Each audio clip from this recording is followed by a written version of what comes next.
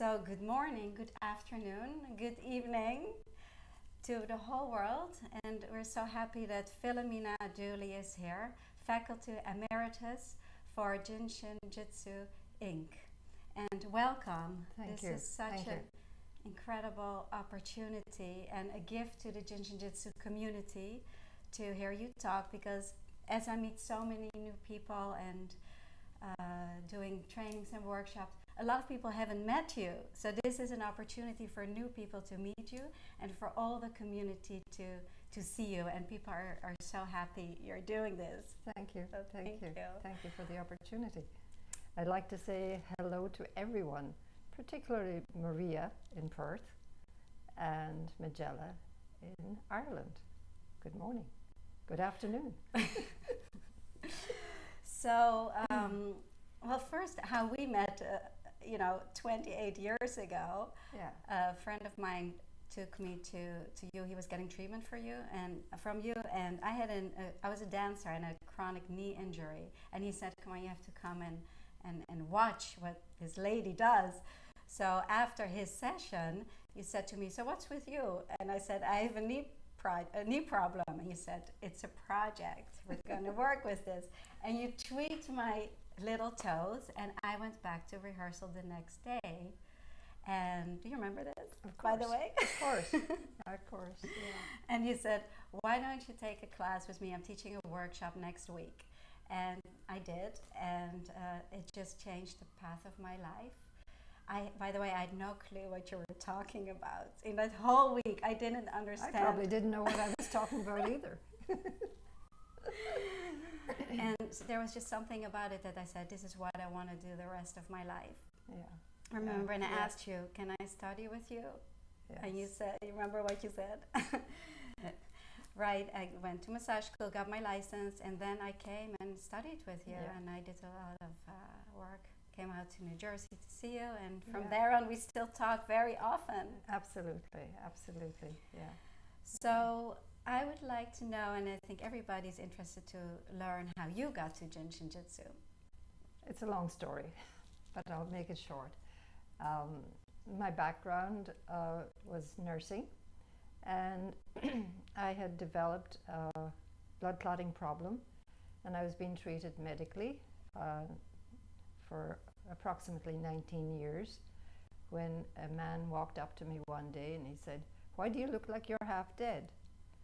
And I was a little upset, and he said, "If you'd like to change your life, I would introduce you to Mary Burmeister." And lo and behold, I went to see Mary, and her associate Patricia Meter was in the office, and Pat worked with me for 10 days, and I came back home, and I had an appointment with my regular physician the next morning, and they did not recognize me. I had no symptoms of whatever the project was that I needed to take care of. And before I knew, the phone was ringing, and it was from Mary. Could I go to such and such a hospital and see different people? And I said, "But I don't know what to do." She said, "Oh, yes, you do." So that's how you that's started. that's how I started. I was treating people before I had even taken a class. So she would send me what to do for, and that's how I started. That actually reminds me, when I started, your first advice to me was, put your hands on as many people as you can. Yeah. So I would call you and say, "What do you do for this? What do you do for that?" And you Yeah. would, in the beginning, would tell me Yeah. what to do, and Yeah. I just felt guided, and I Yeah. put my hands. And in a way, this is also what happened to you. I mean, I Yeah. had taken a class, Yeah. but Yeah. you'd But never taken a class, and you just Yeah. started to put your hands Yeah, on but it. the interesting thing is, of course, that I had a nursing background. I was a general nurse and also a midwife and a teaching midwife. And then at Mary's direction, she advised me to become a massage therapist. Okay. So I went to the massage school here in New York, and got my massage license as license. well. Yes. And of course, that was great. And throughout the years, I've recommended students to become a little educated in anatomy and physiology and understanding the body a little bit. You know, jinshinjyutsu is home therapy. However, we need to have a little awareness of. And you have body. a background in nursing. Yeah. So it made it easier. It made it easier. It made it easy in one way because I wasn't afraid to touch people, but it was also a little bit of a conflict for the simple reason that I was so used to Western medicine and then to understand that, you know, just holding a safety energy lock or a point on the body would change things. It was so much. Yeah. Right. Because it's a different, completely different kind of work. Yeah. And so is it then that you decided that you will make this really your life's journey from there on? How did that transition? I didn't have much to say about it. It just happened. Yeah. It just happened. Just as you started working, you started to get busy, and then you. I never where thought were you about at that it. time? I was living in New Jersey. Yeah. And so your practice really started to just build. And yeah. So I brought jinshinjyutsu to the East Coast, and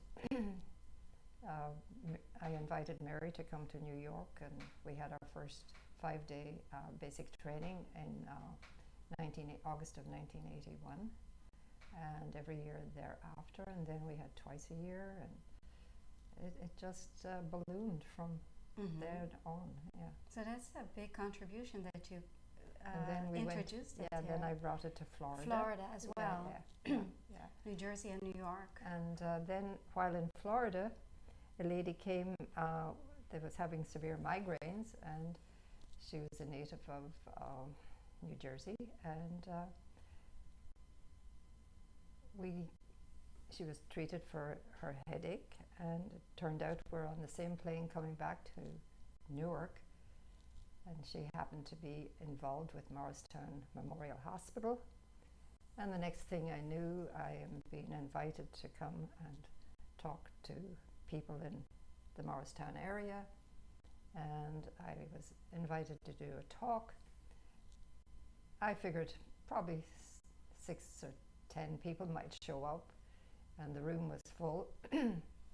We had about 60 people in the room, I guess, and then shortly after we got into the talk, the door opened and 2 people came in. Turned out there were 2 doctors, and they were really interested in what we were talking about. And did you talk in any medical? Did you bring that in, or just basic introduction of jinshinjyutsu and the physiophilosophy of jinshinjyutsu, and then I was asked if I would see patients, and there in the hospital. Yeah.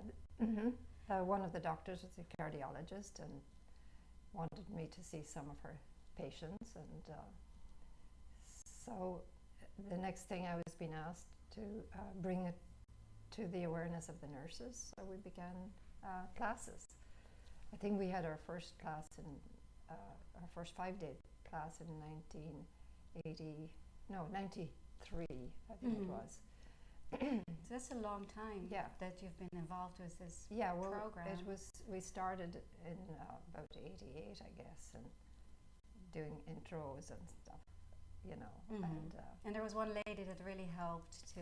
Yeah, the lady that Joni Millspaw was very much interested and involved, and became organizer for the area, and is still very much involved. And there's even a room named after. I just went there to study. Yeah. A jinshin room.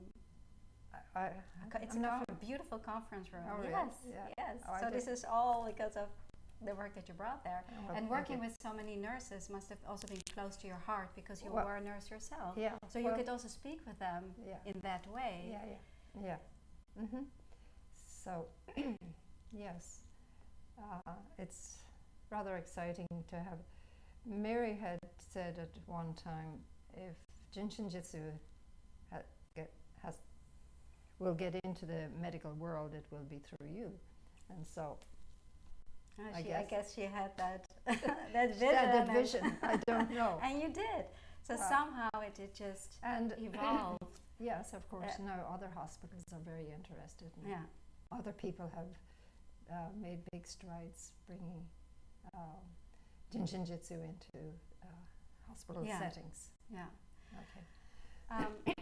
Excuse me. Yeah, we had a little Chinese cooking upstairs, and the air kind of got thick here, so that's why we're both a little bit. I wanted to ask you about, do you feel that jinshinjyutsu is evolving as human beings evolve and as we change and as the society and environment changes? And can you speak a little bit to that? If we go back to the roots of what we call jinshinjyutsu, Master Jiromarai mostly did research, and he would give talks about his findings. And Mary and her father actually were attending his talks. And one day he said to her, "Would you care to bring a gift back to the people of the United States?" And she said, "Yes," not knowing. And he said, "Well, then I wish you to study with me." So, which she did. And he was at the building of the body, I would say, at that time. And the building of the body we will find mostly in our textbook, or textbook 1. Textbook 1 is more on the building of the body. And then as Mary was leaving, Haruki Kato joined to take her place. And at that time, Master Jiromarai was beginning to study the repairing of the body. So the first 5 or 6 years were at the building of the body, and then the latter 7 years or so, because Master Jiromarai passed on in June of 60, I believe it was. And so Mary was more about the text 1. What we know is text 1. Yeah, what became text 1. Which became text 1. Yeah, which is the building of the body. The building of the body. Yeah. The more unmanifest level. Yeah. And then Kato worked more on the text 2, the organ function. On the repairing of the body. And so this is how we can see it also in our treatment, right? Yeah. Like text 2, repairing of the body, and text 1. Which has to do essentially with our physical, how we live our lives, our 12 organ flows and all of that. Yeah. And before you were saying about Jiromarai, how he worked and how he kind of, because I was asking about the evolvement of our human beingness and how he looked at people and created the flows based on what he saw. First of all, in those days, people were not living as long as we are today. And diseases of that time were more on the respiratory level, more lung-related. We find in his research materials that, he talks more on tuberculosis and respiratory and asthma, etc. And in today's world, we have another set of diseases, other sets of diseases. We have a lot of lifestyle stress. And then look at the cancers, all the various cancers that we have. Yes, there were cancers in his time, but there were not as many as there were lung issues. Yeah, TB, tuberculosis. So that's an interest. So when we talk, and we talk a lot, you do always look at understanding the project or disease or disharmony, understanding the project, and then putting it into the world, putting it into a depth or a cycle of energy, which I always learn a lot from you looking at it. in that way, which I guess you've always done, also coming from the medical system and then bringing it back into the medical system. Yeah, so I think in general practice, reading the body, as we call body reading, is rather important to see where the energy may be stuck. Our basic principle is as it is above, so it is below, and as it is below, so it is above. What do you see in the body when you do a body reading? Okay. What do you look so, for? for instance, your knee is not happy. You go to the Western side of things, and they're going to look at your knee, etc. I will just kind of go to your back and check what's going on in your shoulder area, because this is the effect, but the cause is usually above. Above. Yeah. And as it is in the front, so it is in the back, and so on. So you always work with this. This is my awareness, of how to see what needs to be done for somebody. Yeah. So do you go to the cause first? Then you go to the first, cause, yeah. And then the effect takes care of itself. Takes care of itself. Yeah. So that's It's easy. beautiful. Yeah, when Mary was leaving Japan in 1953, Master Jeremiah said to her, "One day, Mary, all you will need is just holding the fingers." And I'm finding that also, because the fingers are very important for helping the vertebra. Each of the vertebrae are helped through holding each of the fingers. If the vertebrae are in harmony, then all the various organs in the body will actually get into harmony. Yeah. So getting into the fingers and the breath is the easiest way, really. Yeah. And anybody can do it. Absolutely. Yeah. It's great self-help, wonderful when traveling, no jet lag and all that kind of thing. When you can bring yourself into the present time. Yeah, I was holding my fingers on a plane yesterday. Yeah. The whole time. Yeah. That was good. Yeah. And you are also responsible for bringing East and West together today, because here Sadaki Kato, Haruki Kato's son, is teaching at Jinshinjyutsu Inc. He travels all over the world as well. And so why did you find that important, and what contribution do you feel? Well, it's interesting because we have Master Jeremiah, and he had two legitimate students. And when I say legitimate, two people who were really interested in the work and wanted to carry it on. But Mary had studied earlier, as I had mentioned, and that was more on the philosophical, the building of the body, and Kato Sensei is more on the repairing of the body. But the two are one and the same, So because the cause and the effect, the right. effect and the cause. So can you also tie that together then, that Mary talked about the philosophy and also bringing it to the West, since we in the West we're not as aware of the philosophy? Well, no, with jinshinjyutsu, when Mary came back to the United States, it took her quite a while to put her hands on somebody, and actually her first writings were textbook 2, or what we call today textbook 2, which is related more to the organ function energy of the body. And I think she felt that the Westerners would understand more, what's going on physically in the body, rather than what we now have as Jinshinjyutsu textbook 1, which is more on the building of the body. We went to Japan together in 2006, and we studied with Dr. Kato there.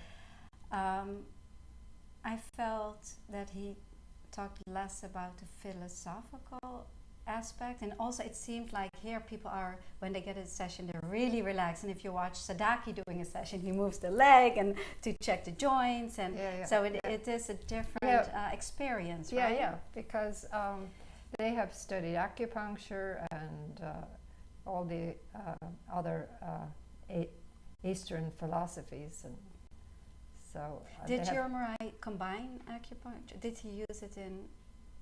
I don't know exactly what he did, other than he was doing lectures, and then he would give somebody a session to kind of demonstrate what he was doing.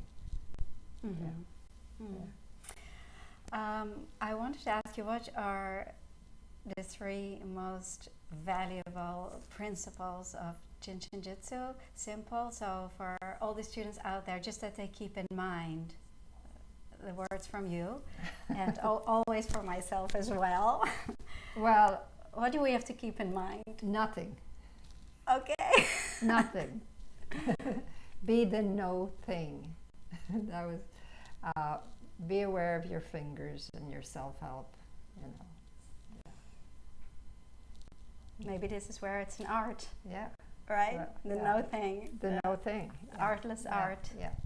And always be aware of your main central vertical flow, which you all know. We all know. Yeah. Right. Yeah.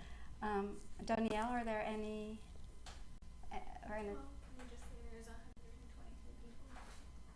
Oh yeah, so we have many people watching from all over the world, which is fabulous. There's 48 comments of people just like, I love you have your granddaughter on.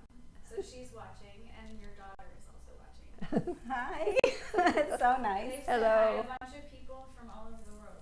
Spain, Brazil, Cape Town. Does anybody have any questions? Or now that we have her here? We do have questions from earlier that someone gave.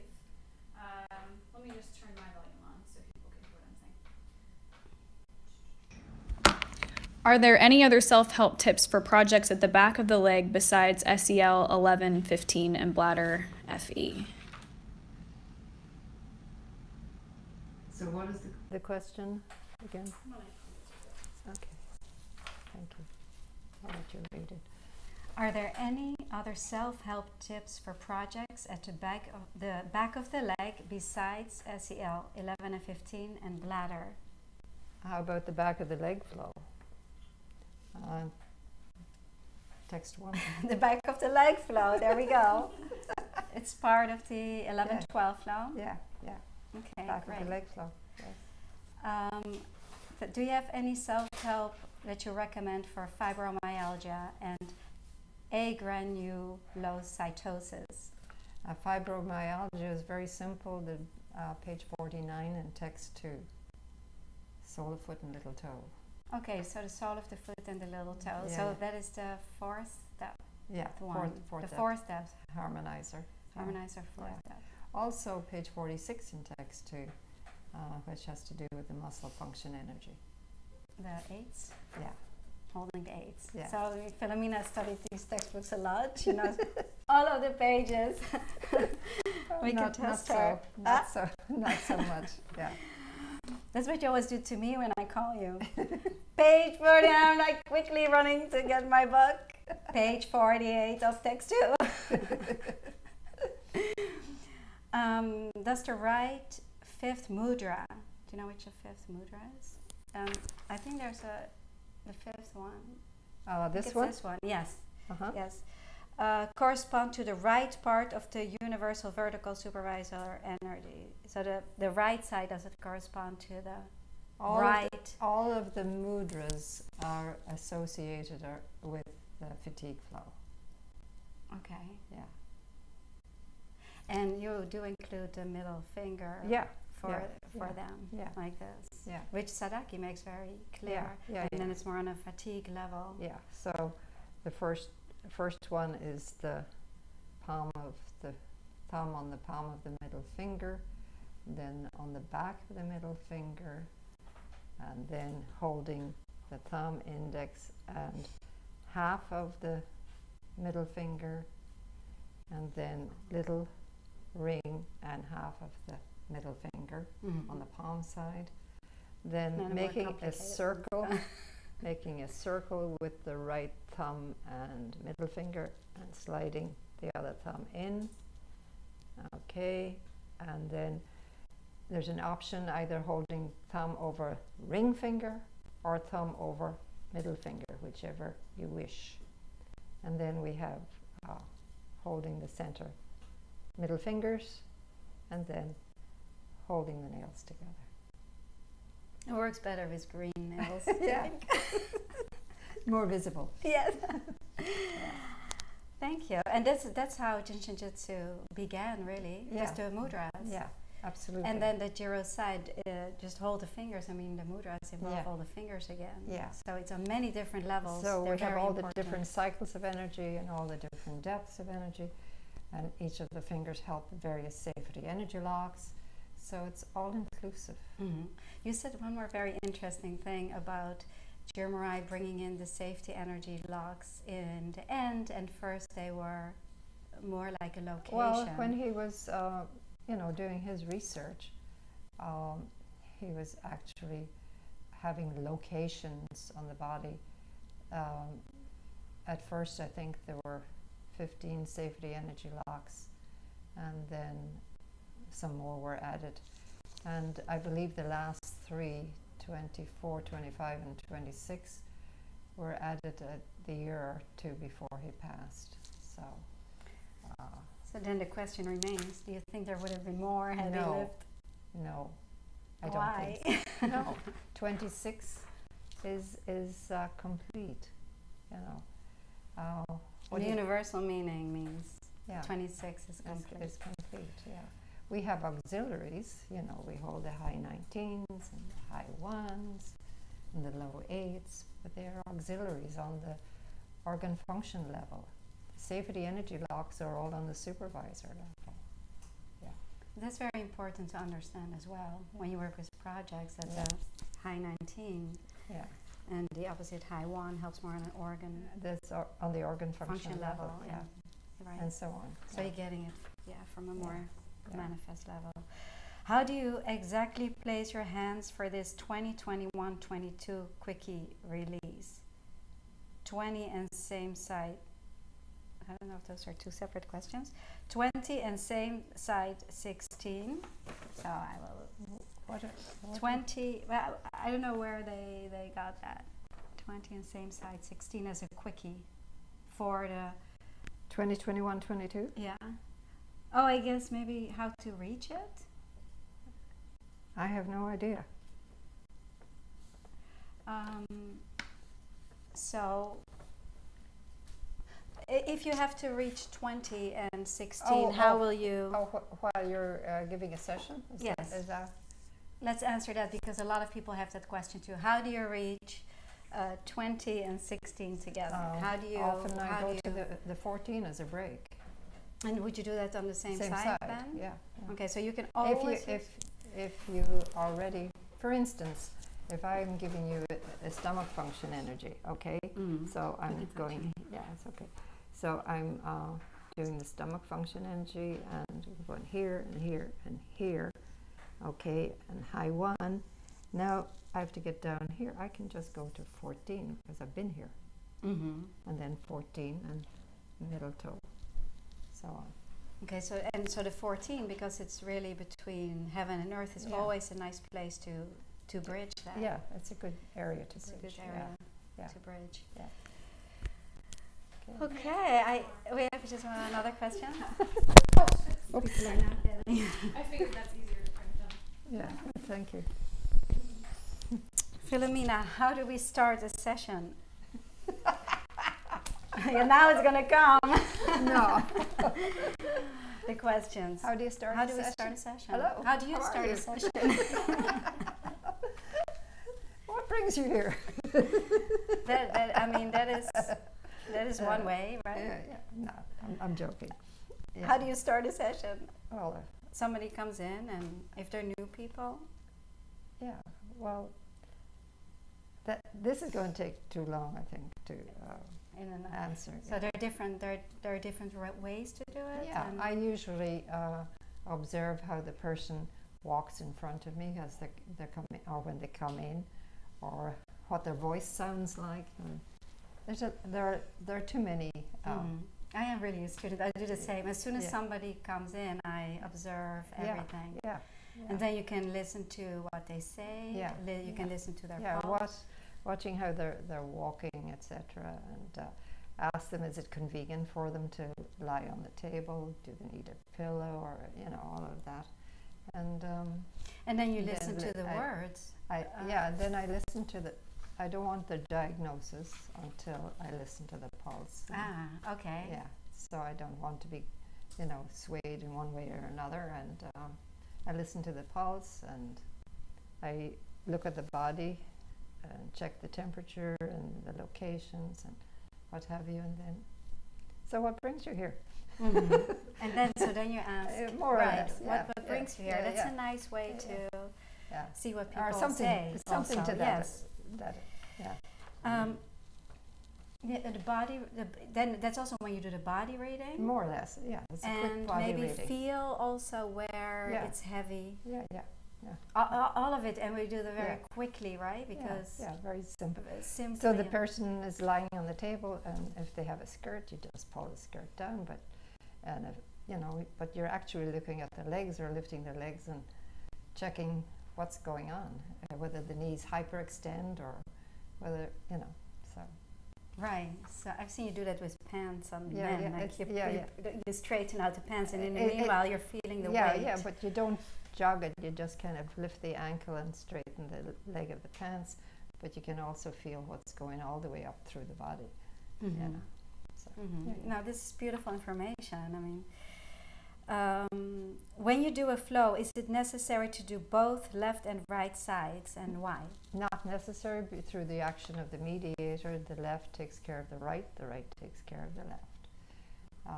You simply use the flow on the side of need. That's it. And so that you can feel which side is more and needed. Also in listening to the pulse, you can tell which side is more needy. Is it okay, if you're in doubt, is it okay to do both sides? You feel it's okay? There's no problem. Okay. No problem. No. Can you speak to the mind in relationship? I have a question. Can you speak to the mind in relationship to the body? Can one's mind be the cause of a project or affect a project more? The mind. Well, we are composed of mind, body, and spirit. So it's again, is the project above or below the waist? Mostly, if it's above the waist, then we need to get the energy to descend. And then if that's also going to clear the mind, because if you need a 13 flow, that's the flow that's going to help the mind, or the 20, 21, 22 flow. And do you feel that the mind can actually cause? I'm not a psychologist or psychiatrist, so I'm not going there. Right. Okay. The mind is stuck. It's at the 14 it's level. Mostly 14s. Yeah. Mostly. So if you turn it around, if the 14s are blocked, it may be something with the mind. Not something wrong with the mind, but we observe that we want to harmonize the 14 area. We're not thinking clearly. We're not thinking clearly. Okay. All right. 2 more, and then we're done. I have a quote from Philomena. A quote from Philomena saying that the rhythm of the body is in 3/4 time. That's true. Could you explain that? It's the universal time, universal energy, 3/4 time. Okay. The waltz, the Blue Danube. 1, 2, 3. 1, 2, 3. 1, 2. So these are all things that we explore through our practice. Yes. Really. Yes. And one more for nerve pain in the leg. Do they mean sciatic? The back of the leg flow also. Going back to the first question. Sciatic would be the opposite 11-12 flow. Also, the kidney function energy is very effective, and the spleen function energy. Okay. Yeah, I think this was really wonderful. I want to thank you so much for making this possible and to when you're here in New York. Okay. Thank you so much. And our next link live is with Susan Brooks, who Also from Boulder. Also from Boulder, and you know her well. You worked Absolutely. together. Yeah, yeah. She also She used to work for JSJ Inc. and she was a colleague for many years. Yeah, absolutely. And she's going to talk about nutrition and jinshinjyutsu, how the tastes affect the energy cycles and all of that. So that should be fun too on September 5th. Yeah. And thank you so much. Okay. Thank you. Alrighty. Bye, everybody. Bye, everybody. Lots of love.